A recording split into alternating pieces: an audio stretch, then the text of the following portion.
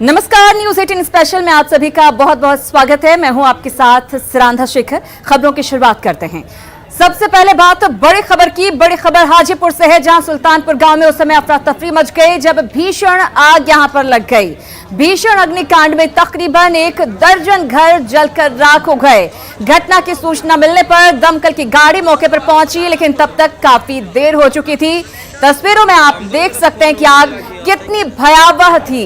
लोगों का कहना है कि अगर दमकल की गाड़ी मौके पर समय पर पहुंच जाती तो नुकसान कम किया जा सकता था, लेकिन ऐसा नहीं हुआ। दमकल की टीम को आने में देरी हुई और नतीजा ये हुआ कि भारी नुकसान, लगभग दर्जन भर जल इस आग में जलकर राख हो गए। लाखों के नुकसान की आशंका जताई जा रही है।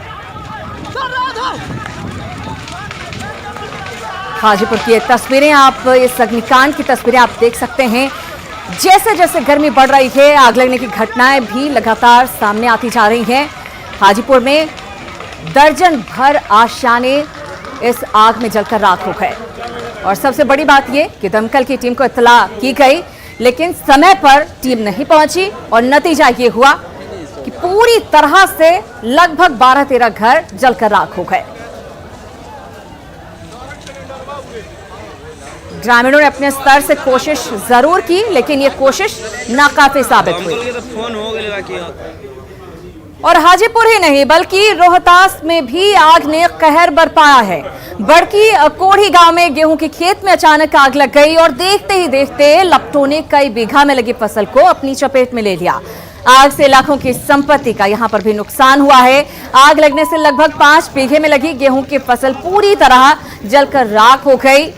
तस्वीरों के जरिए आप अंदाजा लगा सकते हैं कि आग कितनी बुरी तरह से यहां पर फैली हुई थी। आग लगने के कारणों का फिलहाल पता नहीं चल सका है।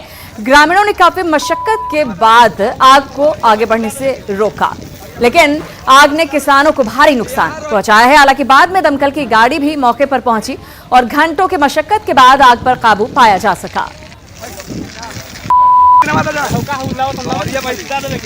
दो तस्वीरों के जरिए हम आपको दिखा रहे हैं, आप देख सकते हैं किस तरह से किसानों की मेहनत पर आग ने कहर बरपाया है और तमाम कोशिशें जो आग बुझाने की गई, फसल को बचाने की गई, वो कोशिशें नाकाम साबित हुई।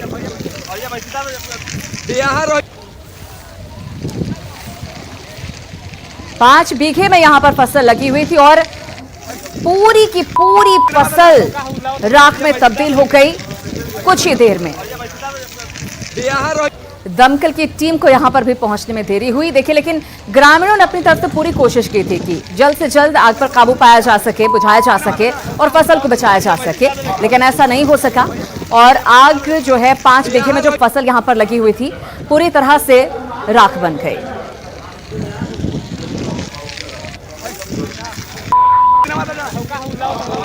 किसानों की कड़ी मेहनत पर आग ने कहर बरपा दिया है। देखिए ये तस्वीरें, बहुत मशक्कत करते हुए यहाँ पर स्थानीय लोग नजर आ रहे हैं, किसान नजर आ रहे हैं, ताकि अपनी फसल को वो बचा सकें, लेकिन वो तमाम कोशिशों के बावजूद भी अपनी फसल को बचा नहीं सके और 5 बीघे में लगी फसल जलकर पूरी तरह से खाक हो गई। रोहतास की ये तस्वीरें हम आपको दिखा रहे हैं। ये 2 तस्वीरें जो बताने के लिए काफी हैं कि किस कदर यहाँ पर आग लगी हुई थी।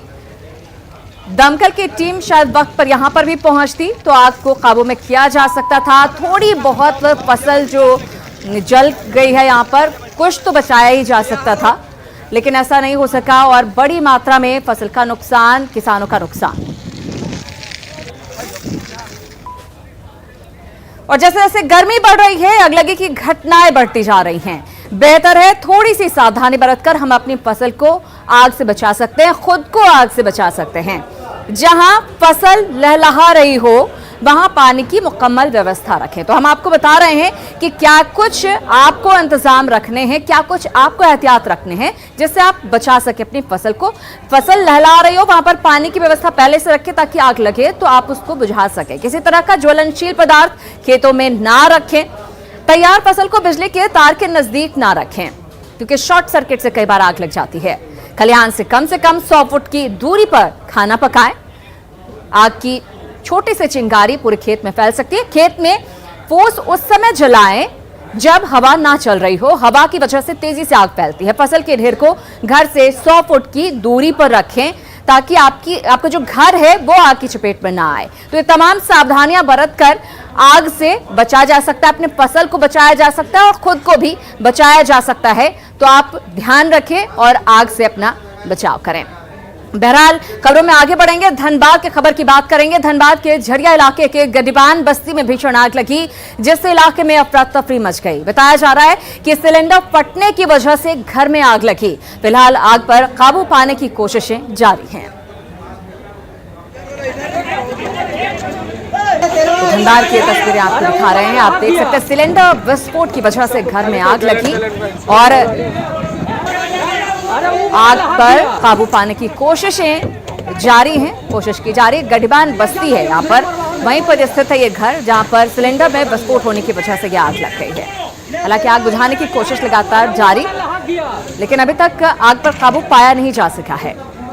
बिहार, झारखंड हर जगह से आगलगी की घटनाएं लगातार गर्मी बढ़ने के साथ साथ बढ़ रही हैं और धनबाद की तस्वीरें हम आपको दिखा रहे हैं। गडीबान ये मोहल्ला था जहां पर ये घर स्थित था और सिलेंडर में विस्फोट होने की वजह से ये आग लगी।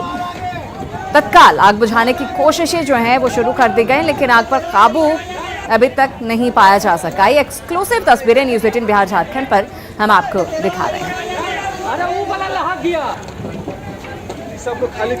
नुकसान कम से कम हो ये कोशिश की जा रही है। गनीमत यही कि जनहानि नहीं हुई है यहाँ पर, लेकिन किस तरह से घर के सामान को जलने से बचाया जा सके इस कोशिश में पूरे मोहल्ले के लोग जुटे हुए हैं। लेकिन आग काफ़ी भयावह तरीके से यहाँ पर लगी हुई है और काफ़ी मशक्कत का सामना यहाँ पर लोगों को करना पड़ रहा है आग बुझाने में। गडीबान बस्ती है जहाँ पर ये घर है, यहीं पर आग लगी। संजय हमारे साथ जुड़ गए, उनसे ज्यादा जानकारी लेंगे। संजय, कैसे बताया जा रहा है कि सिलेंडर विस्फोट हुआ था जिसकी वजह से ये आग लगी है, क्या अब आग पर काबू पा लिया गया है? फिलहाल तो जो इस तरह की स्थिति आग की है उस पर काबू नहीं पाया जा सका है। सिलेंडर फटने के कारण जो है ये आग लगी हुई है और ये आग इतनी भयानक है कि यहाँ पर आसपास के जो क्षेत्र है इसमें अफरा तफरी मच गई है। बताया जा रहा है कि ये घर किसी कपिल यादव की है, जिसमें सिलेंडर फटने के कारण उनकी पत्नी जो है काजल देवी वो भी बुरी तरह से झुलस गई है। फिलहाल उनको इलाज के लिए स्थानीय अस्पताल ले जाया गया है और यहाँ आग पर काबू पाने का प्रयास किया जा रहा है। लेकिन संजय, क्या दमकल की टीम पहुंची है? फिलहाल तो दमकल की टीम जो है तो सूचना दी गई है, लेकिन अभी तक फिलहाल नहीं पहुंच पाई है। लेकिन लोग कह रहे हैं कि आसपास ही है और बहुत जल्दी पहुंचने वाली है। स्थानीय लोग भी अपने प्रयास से कोशिश कर रहे हैं कि इस पर आग पर काबू पाया जा सके। लेकिन आग की जो स्थिति है इससे लोग जो है तो बचते हुए तो उसमें पानी किसी तरह मार रहे हैं और आग पर काबू पाने का प्रयास खुद से कर रहे हैं। यानी कि अभी और वक्त लगेगा आग को बुझाने में, लेकिन अक्सर ऐसा देखा जाता है संजय, जहां कहीं भी आग लगी होती है दमकल की टीम को पहुंचने में काफी वक्त लग जाता है और नुकसान बहुत ज्यादा हो जाता है। यहाँ पर भी वही हो रहा है। जाहिर सी बात है, जिस तरह से दमकल के जो अग्निशमन विभाग है वो बहुत अधिक गंभीर नहीं होते हैं, जिसके कारण ये स्थिति ये बनती है कि सूचना देने के बाद घंटों बीत जाते हैं और कहीं कहीं पर ऐसी भी स्थिति होती है कि ट्रैफिक में फंस जाते हैं और ये कारण भी होता है जिसके कारण वो मौके पर देर से पहुंचते हैं। तब तक जो है तो लोगों का जो अपना नुकसान है वो सब कुछ खो जाते हैं, जलकर सब कुछ राख हो जाए। बिल्कुल निश्चित रूप से, और यहाँ पर भी वही देखने को मिला। देखना होगा कि दमकल की टीम कितनी देर में यहाँ पर पहुंचती है और आग पर काबू पाया जा सकता है। धन्यवाद संजय इस पूरी जानकारी के लिए। एक बार फिर से तस्वीरें आप देखिए, दो तस्वीरों के जरिए हम आपको दिखा रहे हैं किस तरह से सिलेंडर विस्फोट के बाद घर में आग लगी और उसके बाद आग बुझाने की कोशिश स्थानीय लोग खुद अपने स्तर पर कर रहे हैं। दमकल की टीम अभी तक नहीं पहुंची है और यहाँ पर बताया जा रहा है कि जो महिला थी घर की वो उस वक्त किचन में थी और इस आग में झुलस गई है बुरी तरह से। फिलहाल अस्पताल में उसे भर्ती करवाया गया है इलाज के लिए और इंतजार दमकल की टीम का भी हो रहा है, लेकिन अपने स्तर पर पूरी कोशिश यहाँ पर लोग करते हुए नजर आ रहे हैं किस तरह से आग पर काबू पाया जा सके। अरे वो वाला लहा गया। चांद पर जाने का सपना हर किसी का होता है, लेकिन वहां अगर जमीन मिल जाए तो बात ही दूसरी है। आपको यह जानकर हैरानी होगी कि दरभंगा के लाल इफ्तिखार रहमानी चांद पर जमीन के मालिक बन गए हैं, वो भी 1 एकड़ जमीन के मालिक। जिस कंपनी के लिए रहमानी काम करते हैं उसी कंपनी ने उन्हें यह तोहफा दिया है।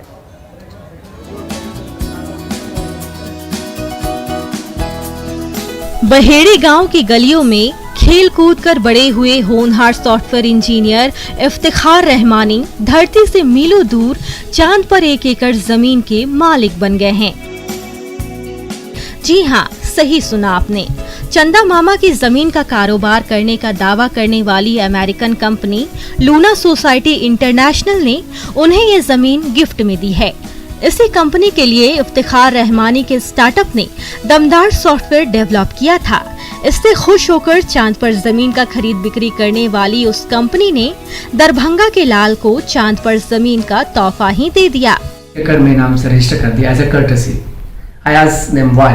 So they said that they liked me and they wanted to work with us. So as a courtesy, they have given me a gift to establish a strong relationship between. ये अमेरिकी company इससे पहले शाहरुख खान और महेंद्र सिंह धोनी से लेकर सुशांत सिंह राजपूत जैसे celebrity को चांद पर जमीन बेच चुकी है। उसी कंपनी से बतौर सौगात चांद पर जमीन पाकर अब दरभंगा का ये सपूत भी मशहूर लोगों की उस लिस्ट में शुमार हो गया है। एक तरफ बेटा धरती से कोसों दूर चांद पर रातों रात जमीन का मालिक बन बैठा है, तो भला माँ खुश क्यों न होगी। बेटा को पढ़ाया लिखाया, इंजीनियर बनाया। दिल्ली में जब अपना कंपनी खोले हुआ था, अल्लाह कामयाबी हासिल किया, उनको गिफ्ट में चांद पर जमीन मिला। और लगन के हिसाब से उम्मीद था कि ये भतीजा हम लोगों के खानदान का नाम ऊंचा करेगा, और अल्लाह के फजल करम से उस मुकाम तक हम लोग पहुँच चुके हैं, जिससे हमारे सारे परिवार और गाँव को बहुत खुशी है। धरती पर जमीन का एक टुकड़ा हर किसी को नसीब नहीं होता, लेकिन दरभंगा के इस होनहार लाल ने अपनी मेहनत और लगन से चांद पर जमीन का इनाम पाकर बड़ा कमाल कर दिखाया है। Vipin, news 18, Darbhanga.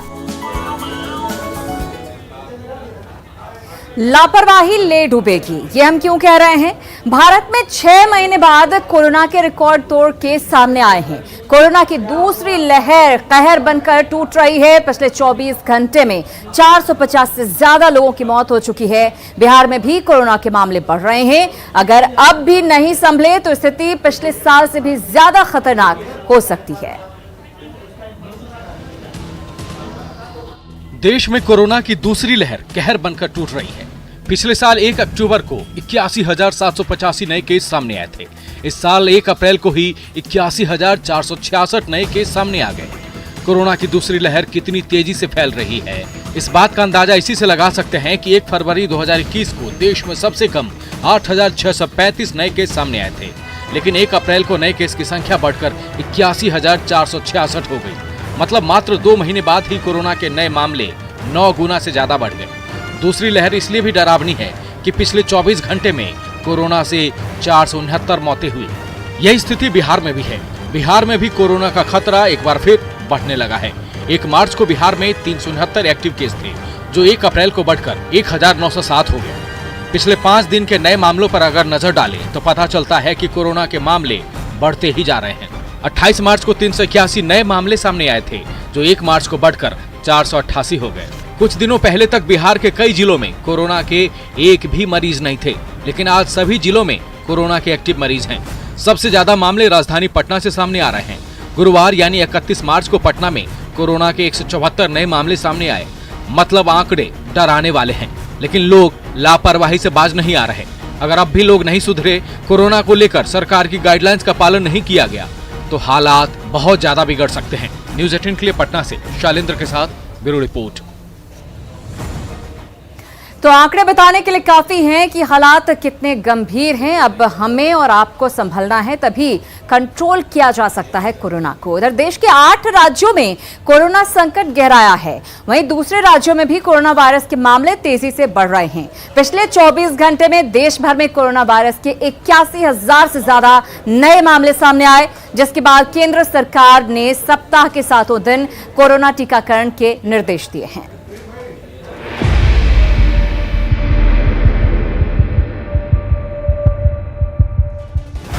Corona guidelines के पालन में चूक। 6 महीने के टॉप पर कोरोना संकट। 24 घंटे में नए मामले 81,000 के पार। लापरवाही जारी, कोरोना भारी।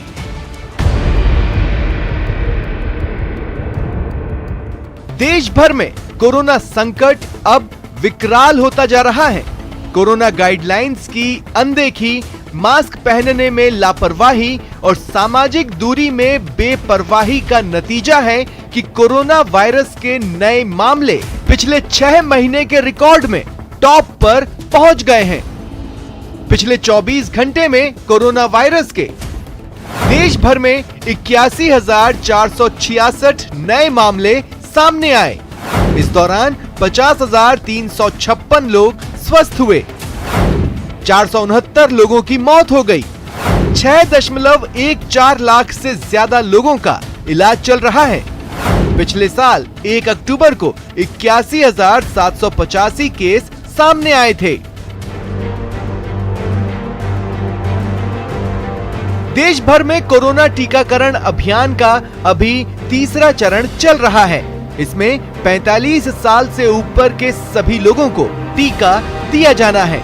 लेकिन जैसे जैसे टीकाकरण अभियान व्यापक हो रहा है, कोरोना वायरस भी रफ्तार पकड़ रहा है और इसकी सबसे बड़ी वजह लोगों की लापरवाही है। पिछले 24 घंटों की बात करें तो देश के करीब 85% कोरोना के नए मामले 8 राज्यों से हैं। इसमें महाराष्ट्र, छत्तीसगढ़, कर्नाटक, पंजाब, केरल, तमिलनाडु, गुजरात और मध्य प्रदेश शामिल हैं। अकेले महाराष्ट्र में नए संक्रमितों की संख्या 40,000 से ज्यादा है।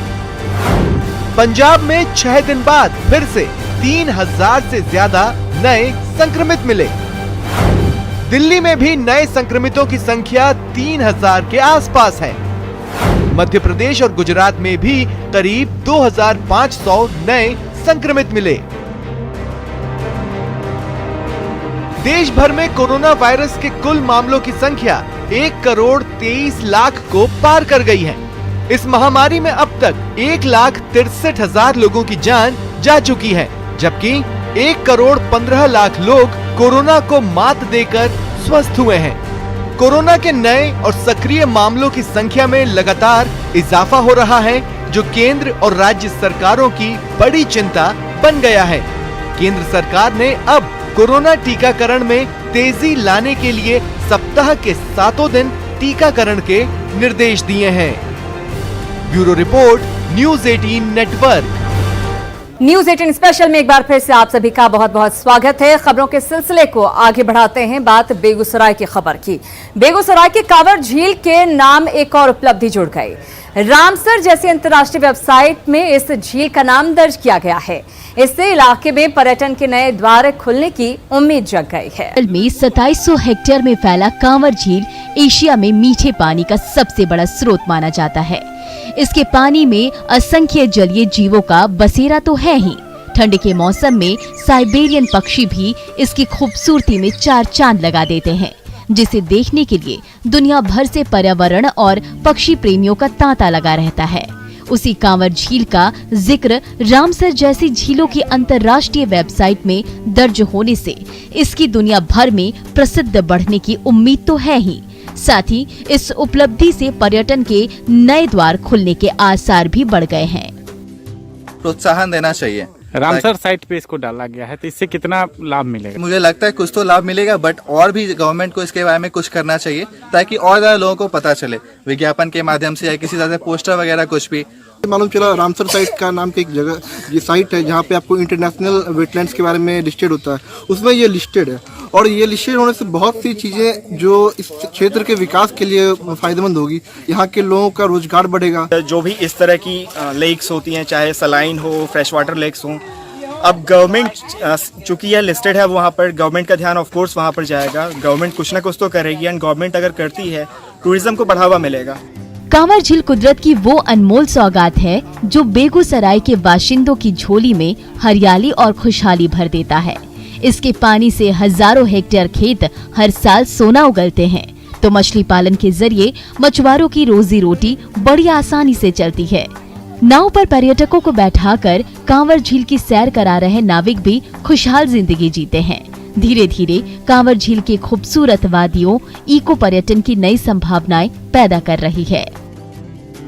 इको पर्यटन में यह क्षेत्र विकसित होगा, यहाँ का जल क्षेत्र सुरक्षित रहेगा, यहाँ के जो जलीय जीव हैं और जो बायोडाइवर्सिटी है, जैव विविधता है, वह भी सुरक्षित रहेगा और इसे देखने के लिए दूर दूर से लोग आएंगे। कांवर झील की दिलकश नजारे प्रकृति प्रेमियों को अक्सर अपनी ओर खींचते हैं। ताज़ा उपलब्धि के जरिए इस इलाके की वही अद्भुत छटा दुनिया के कोने कोने तक पहुंच सकेगी। संतोष कुमार, न्यूज़ 18, बेगूसराय। और इसी के साथ न्यूज़ 18 स्पेशल में फिलहाल इतना ही, लेकिन न्यूज़ 18 बिहार झारखंड पर खबरों का सिलसिला लगातार जारी है।